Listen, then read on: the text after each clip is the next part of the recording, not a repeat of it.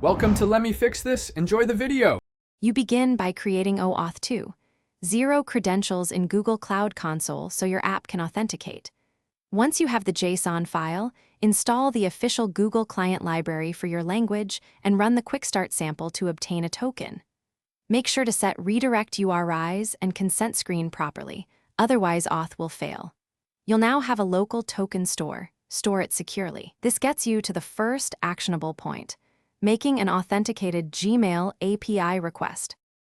Now you implement core flows. Construct RFC 2822 MIME messages, encode with base 64 URL, and call users. Messages. Send to transmit email. For reads, call users, messages. List with queue filters and handle next page token to page results. Once done parsing message payloads, use users, messages. Get for full content or modify labels with users. Messages. Modify. Make sure to batch where possible and implement retries with exponential backoff for rate limits. This prevents dropped operations during spikes.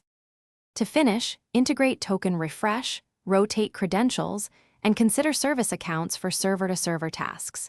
Deploy with environment-based secrets and monitor quota usage. Set alerts for errors and log API responses while redacting sensitive data. Once deployed, make sure to test end-to-end flows including consent revocation and reauth. If something breaks, first verify scopes match requests and token expiration. 401 or 403 is usually traced to scope or consent issues. If persistent, enable API logs in Cloud Console to pinpoint failures.